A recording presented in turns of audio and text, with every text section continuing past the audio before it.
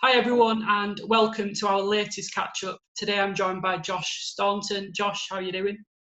Yeah, good, thanks mate. Yourself? Yeah, good, thank you. Thanks for asking. Really good. How's the return to training been like then for yourself? It's been good, to be fair. It was made a bit harder by the boiling hot weather last week, but it's been good. It's been good to get back and good to see everyone and get amongst the balls again. Yeah, and what's sort of been the main focus at training for yourself? We've done a lot of stuff, a lot of work on what we're going to be facing against Bournemouth. A lot of it's just been getting back in the swing of things, kicking, getting used to striking it again, getting some miles in our legs. We haven't been able to do any tackling yet, contact. I think that comes on Thursday, so we should be able to. Well, that will push us up another notch once we get back in contact. Yeah, and are you looking forward to Thursday? Obviously, it'll be the first time you're all back together as a group. Is that something you're really looking forward to? Yeah, it's good, to be fair, because we haven't really had like Ducky and Browning. That haven't really had a lot to do with them since we've been back. But yeah, it'd be good to be able to see everyone and get stuck in again. Yeah, and obviously you've been in like your little social bubbles, haven't you? Obviously, who's been in yours, and have you got a chance to speak to others in the other bubbles? Yeah, we've been passing when they've been finishing and we've been starting. We've been seeing each other, but I've had Cam, Toby, JB, Josh Mack, and Charlie Cooper. Yeah. And then this week we've had Jamie Allen, Redders coming with us. Yeah. So it's been nice. There's been enough of us. Yeah. And looking forward to getting back as a full group, really. Yeah, and how's the squad looked, sort of, as a group? You've been able to look at other players and see how they're getting on and things like that. Everyone's come back looking good, to be fair. Yeah. Obviously, it was a long time off. In actual fact, it's probably longer than an off season, but yeah, everyone's kept themselves ticking over and everyone's come back and looks sharp and ready to go, really. One thing the fans really want to know is, obviously, with all the COVID-19 testing, how's that been like? And obviously, you've had to get your sort of swab testing as well. And, yeah, it's getting it obviously up your nose and things like that. What's that been like? That's been quite. The first time it wasn't too bad. The lady just tickled our nose, and then a different lady come in on Thursday last week. Right, yeah. And went right up our nose, and that was sore. There's a lot of watery eyes in the group, but it's nice to know everyone. It's nice that we all know everyone's safe. Everyone's safe at training, so it gives you peace of mind. But I think, to be fair, everyone's been really focused on getting right for Bournemouth, really, and just haven't really got too caught up on the risks ourselves, because obviously the testing is great. It lets us all know that there's no contamination in the group, and to be fair, the staff have been excellent. They've been disinfecting everything, and it's a long old job for them, but fair play to them. And obviously, sort of when lockdown were quite strong, obviously you're from Canterbury in Kent, aren't you? Were you based down south or up here in? I stayed up here because my brother, my brother works for the NHS, so he was going to and from work, and it was just an unnecessary risk, really, to put another person in the house. So I stayed up here and had a few months to myself, just floating about in Leeds. So obviously, moving on to the game, obviously looking ahead to Bournemouth, are you sort of raring to go for that one now? Yeah, it'd be good to go. Obviously, it's a fair way away still yet, but definitely looking forward to it. I think once we get a couple of friendlies under our belts, or in-house games and stuff, everyone will be even sharper and ready to go. Yeah. Good thing is down there, so it's a lovely pitch and big occasion, really. So I'm really looking forward to it. Yeah, and obviously playing them previously, what are your thoughts on Bournemouth as a team? I thought they were decent when we played them. They were a good team, but we weren't great on the day, and they won from 2 set pieces. So if we know if we have a good game, I think, to be honest, it's going to be a case of who stays switched on more. If you look at other games happening after the long break, it's a lot of concentration and mistakes, really, that are winning and losing games. So I think we've all got to just get ourselves focused and make sure we last the 90 minutes or however long it takes on the day, and try and be the team who makes the least mistakes, really. Yeah, and I spoke to Matty Brown recently. Matty said it'd be more of a level playing field with obviously Bournemouth not having the fans there. Do you agree with that?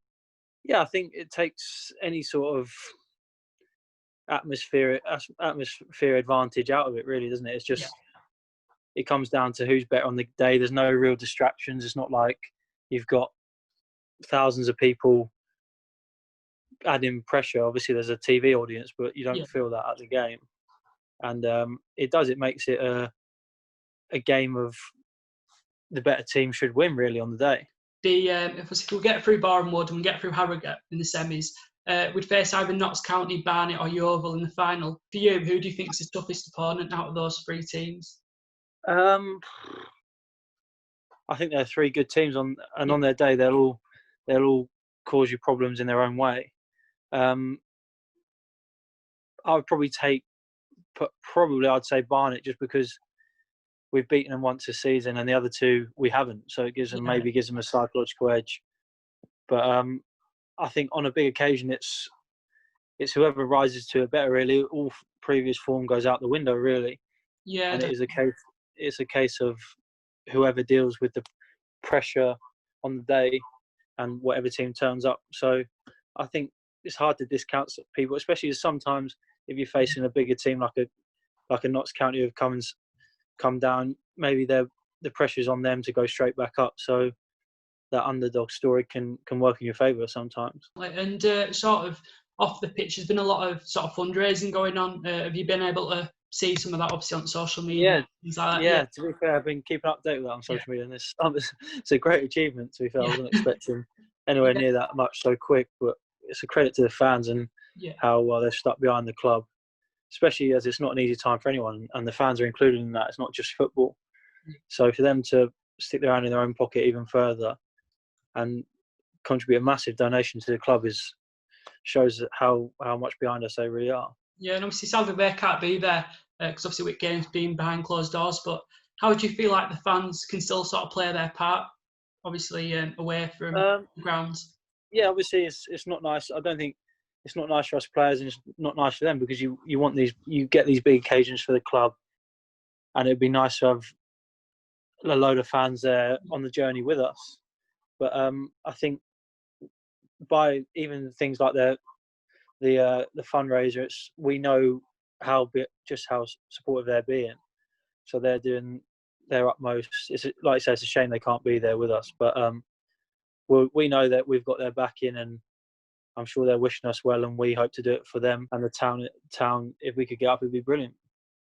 Yeah, and obviously we'll probably just leave a link below as well if anyone else wants to pop down and donate. But obviously, Josh, on a personal note, have you ever been this close to sort of promotion before in your career? Yeah, when I was at Dagenham, we lost to Forest Green in the playoffs. And it was a different setup back then. It was a two-legger rather than the four teams, 6 teams in it. So we were unlucky that year, but they're big occasions, and they're what you get involved in football for. Really, it's nice. It's a more knockout this time rather than playing the team over 2 legs. So it adds even a bit more excitement into it, and it'd be great to go one further this time and get to the final. Obviously, you came through at Gillingham, didn't you? And they won promotion in 2013. You must have been about 16, 17. Were you in the academy at the time? I was 17. I was a scholar, so I was there full time. It was probably one of the best days in football, even though I wasn't even involved in it. Yeah. It was brilliant just seeing everyone around the club, the first team staff and players, and how it brought the whole town together.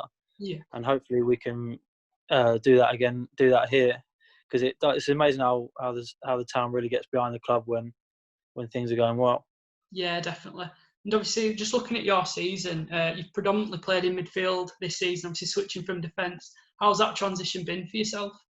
I've quite enjoyed it. Obviously, I played a few in midfield last season and got used to the role, and started off pretty well playing as an out-and-out holder. And as the season's gone on with personnel changes, etc., I've probably I've pushed more to a box-to-box role, which is probably a bit more unfamiliar to me. But it's been great to be able to contribute for the team, and hopefully I've been performing okay, and hopefully as long as I do my bit for the team, and if it's contributing to positive results, I'm happy to play anywhere. So yeah, there's no complaining from me.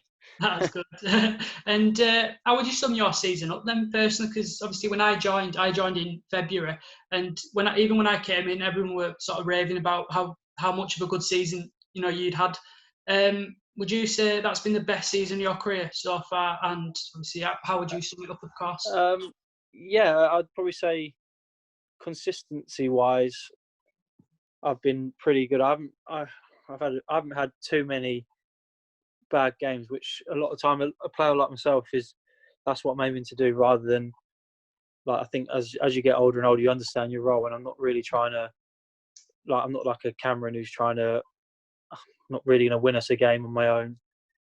And I think you need them players, but you also need your Mr. Dependables in the team, really, who go out every week and they'll do a 6 and 7 out of 10. And I've had one of them seasons where I've had the odd really good game in there. I've had the odd below average game in there, but on the whole, I've been pretty steady. And I think that's a role which is key in a team if you're going to do well. If you've got figures in the team who just plod along throughout the season, really just keep you there or thereabouts. Yeah, it gives you some sort of consistency in the season. And I feel like I've had one of them seasons. I've probably had seasons where I've played better games, like I've had a real good game, but then I might fall at the week after with a not so great, where I make a couple of mistakes. So I think for me, it's trying to find a straight line of consistency rather than up one week, down the next week kind of thing. I think I've done okay at this season on the whole. Yeah, and what's sort of been your best game this season, would you say? I couldn't tell you, to be honest. I think I remember playing Wrexham away earlier on in the season, and I had a good game, and we lost, unfortunately. But I had a real good game passing wise, where I was hitting some nice passes, both feet. I couldn't put, to be honest, I couldn't really put a finger on a real good game. I've been pretty steady. Obviously, before the COVID break, we'd obviously lost 4 of our last 5 games, and obviously having that break, we sort of regrouped and can go again. Do you feel like we've got more of a chance of promotion now after the break than we did before the break? I wouldn't say we've got more of a chance, but I think sometimes things fall for you, and I think we were going through one of them patches where, as a group, we probably got a bit flat, and we were left wanting a lot of times.